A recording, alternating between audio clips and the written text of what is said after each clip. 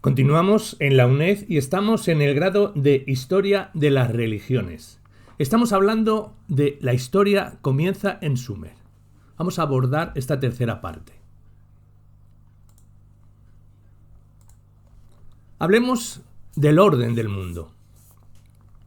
A principios del tercer milenio antes de nuestra era, los sumerios difundieron entre todos los pueblos del cercano oriente una cultura muy sólida, compleja y atractiva, en la que la cuestión religiosa era el eje. La religión ocupaba un lugar central en la organización social. De sus creencias se derivaban los valores, los ritos y las ceremonias que ocupaban gran parte de la vida cotidiana. Para entonces el conocimiento que ellos tenían sobre sus dioses y la creación, el origen, la naturaleza del universo y sus modus operandi tenían un fuerte impacto en la vida de los habitantes de Sumer y hasta de pueblos más allá de sus fronteras. Si en muchas culturas de la antigüedad había que mirar a las estrellas para predecir acontecimientos futuros o para reconocer los cambios de las estaciones y el tiempo de las actividades agrícolas, en el caso de Sumer, en el cosmos hay algo más. Ahí estaba el conocimiento del origen de todo lo creado. No hay en la literatura sumeria una obra que dé cuenta de sus conocimientos cosmogónicos. Lo que hay son nombres de dioses que se refieren a cuerpos astrales y que están en todos los mitos. Lo más elemental, existía el cielo, An, y la tierra, Ki o Nintu, esposa de An, los padres de todos los dioses. Los separa una sustancia, Lil, cuyo significado puede ser viento, aire, espíritu y que tiene como característica un constante movimiento y expansión que corresponde a la atmósfera. Todas las entidades cósmicas tienen su origen en el nacimiento de sus dioses. La luna, las estrellas, los planetas están formadas de la misma sustancia, Lil, más una cualidad, la luminosidad. Cubriendo la tierra y el cielo está el mar, primordial. Después se crearon las plantas, los animales y la vida humana. Al frente de todo, del cielo y de la tierra, del mar y la atmósfera, y supervisando el correcto funcionamiento del universo, y con el poder de los Me, o los destinos, estaban sus dioses. Que fue la traducción que se dio a la palabra sumeria Dingir. Aunque los dioses tenían a su cargo a todos los cuerpos celestes, su presencia no era necesaria todo el tiempo. Cuando así ocurría, los dioses se retiraban a su morada, la montaña del cielo, y la tierra, el lugar donde salió el sol, también llamada Duku, un lugar para la creación en el cielo. Se transportaban en varias formas, en un barco, el dios luna, en una carroza, el dios sol, o sobre las nubes o a pie. Cuando llegaban a la tierra, vivían en sus templos y santuarios. Entre los 7 dioses principales están también Nix-Ursak o Nikma, una diosa madre, el dios luna, Nana, o Sin, quien tuvo un hijo, Utu, el dios del sol, y una hija, la diosa Inanna, probablemente relacionada con Venus. Los conocimientos del cosmos estaban íntimamente ligados a su teología. Los dioses tienen un carácter cósmico, de manera que una entidad cósmica es como una representación gemela de un dios. Los astros son dobles o imágenes gemelas de los dioses. El término Lumasu, según el traductor de Enuma Elis, Luis Astey, parece haber sido inicialmente aplicado a 7 constelaciones próximas a la Vía Láctea y después a las 12 del zodiaco. Por su parte, Zecharia Sitchin afirma que los sumerios tenían conocimiento del sistema solar. Él hace las siguientes correspondencias: Sol, Apsu; Mercurio, Mumu; Venus, Laamu; Luna, Kingu; Tierra, Ki; Marte, Lamu; Júpiter, Kishar; Saturno, Ashar; Urano, An; Neptuno, Ea; y Plutón, Gaga. Nibiru sería el planeta Martu.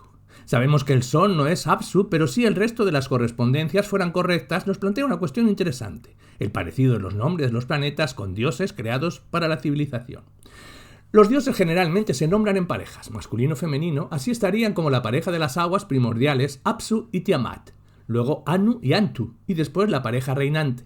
En la versión asiria del se sustituye a Ea y su esposa Damkina por Lamu y Laamu, o sea, Dumuzi e Iana, que serían Marte y Venus, entendidos como padres de Asur.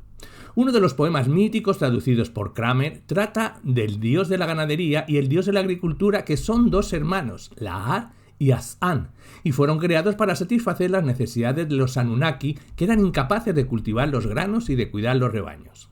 Los Anunnaki son anteriores a esos dioses y también a Utu, el dios de la vegetación, y a Sumugan, el dios de la planicie. Los Anunnaki eran como los hombres al momento de su creación. Dice el poema traducido por Crame en la historia que comienza en Sumer, que no conocían el dolor de su nutrición ni de su vestido, solo comían las plantas con la boca y bebían de los ojos de agua. Por eso fueron formados Lahar y Asan, y descendieron del cielo a la tierra aportándole a la humanidad los beneficios de la civilización. La abundancia vino del cielo. Son muy conocidas las representaciones de los dioses sumerios, rodeado de símbolos astrales. No solo aparece el sol y la luna, sino también planetas. Observaban la Vía Láctea, tenían identificadas las constelaciones y su posición en el lugar por donde pasa el sol, como por ejemplo Nilil, esposa de Nil, que regía la Osa Mayor, la estrella Carro. Conocían a Casiopea y muchos otros cuerpos celestes. En el espacio cósmico inferior está el inframundo, el lugar de los muertos, del no retorno. También hay una jerarquía que sus dos deidades principales son Ereshkigal, hermana de Inanna, y su esposo Nergal, que vivían en un palacio acompañados de deidades que cayeron en desgracia, los Anunnaki, que emiten su juicio sobre los muertos. Habían otros dioses en el mundo de los muertos, que originalmente fueron dioses del cielo, pero que recibieron esa condena. Cabe hacer hincapié que esto tiene alguna semblanza con los ángeles caídos en otras religiones. El inframundo no está en tinieblas constantemente. El sol, durante la noche, atravesaba el mundo de los muertos, y la luna también iba a ese mundo en el día de descanso, o sea, el último día de cada mes. La presencia de estos dos dioses hacía que el inframundo no fuera siempre un lugar sombrío. Utu, el sol, juzgaba a los muertos. Inanna, la luna, les decretaba el destino, el dios personal del difunto rezaba por él y también se invocaba al dios de la ciudad. Hasta el dios Enlil, que fue el principal en un tiempo, cayó en desgracia. Esta puede ser la explicación de cómo Enlil pierde algo de su poder sobre tierra a expensas de su hermano, el dios Enki. Según el mito, Enlil y Ninlil, el nacimiento del dios de la luna, Enlil fue enviado al inframundo por haber violado a la doncella Ninlil. Como el hijo de esa unión era el dios de la luna Nanna o Sin, y su padre Enlil quería que cumpliera su destino como luna, en el cielo y no en el inframundo, y dejó preñada a Ninlil con 3 hijos más para dejarlos como sustitutos de Sin, y así rescatar a Nanna Sin del inframundo. Bajaleo. También sabemos de las reglas del inframundo por otro de los mitos, el famoso descenso de Inanna al inframundo. 2 de las reglas son que se debe permanecer desnudo y que para salir se necesita conseguir sustitutos. Nadie sale del inframundo tal como entró, siempre se llega a algo de esa experiencia. En el inframundo hay tentaciones y peligros que pueden conducir a la desgracia, pero también hay una especie de paraíso, un lugar bello, que se describe con una montaña de lapislázuli, protegido con puertas y guardianes. Sus dioses no eran violentos con los humanos, salvo momentos de cambio de una era a otra, donde una divinidad cruel podría tomar el poder del universo. Entonces, la relación que guardan entre ellos en el cosmos se rompe, se instala el caos y se desata la guerra. Como resultado de sus guerras, el dios que gozaba del lugar predominante cambiaba. Primero había sido An, primogénito de Ashar, después Enlil, posteriormente Enki. Los cambios entre los dioses sumerios, An, Enlil y Enki, tienen una justificación estrictamente ética, cósmica, y tal vez antropológica. Entre An, Enlil y Enki hay una diferencia sustancial, su cercanía a la tierra y al ser humano. Así, aunque An es el dios supremo, está más alejado de la vida en la tierra que Enki, y Enlil tendría más que ver con la creación de la naturaleza que con la humanidad. La relación Ea-Enki gozó por milenios el título de salvador de la humanidad, hasta que Marduk, el dios babilónico, lo hizo a un lado. Hacia el segundo y primer milenio, coincidiendo con el fin de la civilización sumeria, Marduk, el dios de Babilonia, y finalmente Ansar, de la tradición asiria, tienen la supremacía, lo que hace pensar que modificaron la cosmogonía para legitimar los cambios políticos. De la época babilónica se tiene una obra, la epopeya de la creación, Enuma Elish, donde aparecen los dioses sumerios en un contexto de dioses cósmicos, en su actividad de creación, así como en sus batallas por la supremacía, siendo esta obra del siglo XVIII o XVII a.C. El Enuma Elish se propone legitimar al dios de Babilonia, a Marduk, y de paso explica los motivos de las guerras que resultan en ser una cosmogonía.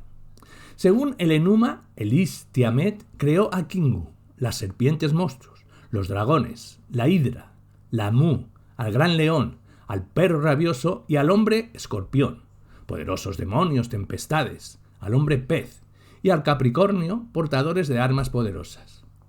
En el relato de Enuma Elis está la explicación del ascenso de Mardu y la usurpación del lugar que antes ocupaba Enki. Un relato fantástico de lo que ocurre en el cosmos y la consecuencia para el mundo con un trasfondo político. En esta obra aparece como pareja primordial de dioses Apsu y Tiamat, las aguas subterráneas y las aguas marinas. La tercera figura es la diosa Mumu. A Apsu le molesta el ruido intolerable de los dioses menores, los hijos de Tiamat, y trama con Mumu desaparecerlos. Pero Ea, el del supremo conocimiento, descubre el plan y vence a Apsu. Y a Mumu mata a Apsu, le roba su insignia de rey, su brillo, y con el cuerpo de su padre construye su santuario, el Apsu de Eritu. Tiamat es ahora una amenaza mayor para los jóvenes dioses. ¿Quién defenderá ahora a Tiamat? Kingu, en calidad de comandante consorte, sale a defender a su madre, Tiamat. El poder mágico de Ea no es suficiente para defender a la diosa. Los dioses buscan a uno que pueda vengar a Apsu y pelear contra Tiamat y Kingu. Solo Mardu puede hacerlo. El héroe pone como condición tener la posición de rey de los dioses. El castigo a Tiamat por el caos que ha creado, el castigo a Kingu por su poder de destrucción y muerte del mundo da lugar al orden. La transferencia de poder de Ea a Mardu queda justificada. Gracias a esa hazaña se inauguró una nueva era. Se abrió paso al dios Sol y al futuro gobernante del mundo. La diosa Tiamat tenía omnividencia y omniaudición. Se dice que tenía 4 ojos y 4 oídos hacia los 4 puntos cardinales. Tiamat era una diosa madre del aspecto cuasi zoomórfico, un engendro no llegado a término que guardaba en su seno a sus pequeños hijos, unos monstruos y dioses partidarios de ella que mantenían el caos primordial. Hacían ruido, significaban también peligros por sobrepoblación. Para iniciar el orden hubo que luchar contra ella. Fue partida a la mitad en un cataclismo cósmico. De una mitad se formó el mar superior, de la otra mitad la tierra. El dios héroe, Marduk, abrió el interior de Tiamat, lanzando contra ella a los 7 demonios de los vientos, y él mismo la mató con una flecha. En cuanto a Kingu, con su sacrificio se forma la nueva criatura, la humanidad. Se drena la sangre de Kingu para que caiga a la tierra y es Ea Enki quien modela la humanidad con esa sangre. Otra forma de interpretar este pasaje es que Tiamat, la divinidad femenina, ha sido vencida. El poder masculino de los dioses se impuso. Este no es el único mito que trata el tema de la guerra de los dioses. También está el mito de Anzu-Ozu y el orgullo de Ninurta y el castigo. En este caso, es el malvado dios ave Anzu el que le había robado a Ni los decretos divinos y había usurpado el reino del universo.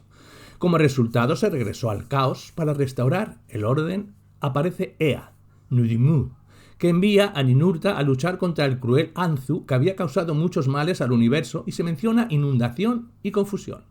El plan para acabar con él se inscribe en un paradigma de restablecer la justicia. El retorno al orden es regresar a los decretos a su lugar, restaurar los santuarios y restituir los cultos, otorgar también los títulos al dios vencedor.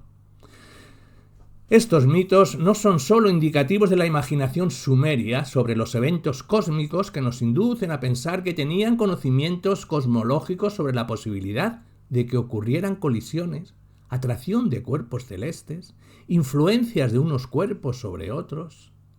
También se relacionan con el establecimiento de un nuevo orden político. En el caso de Enuma Elis es el poder de la Nueva Babilonia.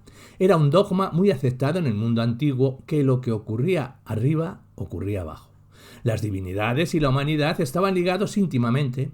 El regreso al orden les hacía recuperar su seguridad y refrendar su voto de obediencia, aunque como afirma Kramer y Mayer, con este mito quedaba resuelto el origen de la humanidad, que en cierta forma proviene de la sangre de un dios culpable y rebelde, Kingu. En un poema sumerio, Ea dirige estas palabras, y así como él mismo, el rebelde, así hizo a las naciones rebeldes. Ya en la tradición asiria, que se menciona también, hay un añadido al mito de origen. Ahora se menciona al dios asirio As-Aru, y Mardu parece convertirse en Iburu, un dios planeta que resguarda el sistema. Textualmente dice: As-Aru, el que organizó a los dioses de los destinos. Del nocturno reposo de todos los dioses, él está, en verdad, encargado. Nibiru habrá de tener en su poder las encrucijadas del cielo y de la tierra, de modo que arriba y abajo ellos no podrán cruzarlas. Siempre tendrán que recurrir a él. Nibiru es su estrella, que en el firmamento él ha hecho rutilar. Verdaderamente ella ocupa el punto de su centro, y hacia ella, en verdad, ellos miran y dicen: de ese que por el centro de Tiamat incansablemente cruza, sea su nombre Nibiru el que tiene en su poder su centro. Plázcale mantener el curso de las estrellas en el cielo. Plázcale apacentar a los dioses como a corderos. Plázcale vencer a Tiamat, que su vida sea estrecha y corta. En el futuro de la humanidad, cuando los días hayan envejecido, que ella retroceda sin cesar, que permanezca alejada para siempre. Los pobladores de Mesopotamia, en sus mitos cosmogónicos, expresan su preocupación por el destino humano.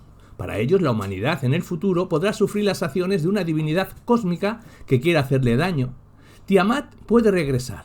Los dioses no mueren, realizan su danza cósmica. Los peligros no se acaban para siempre.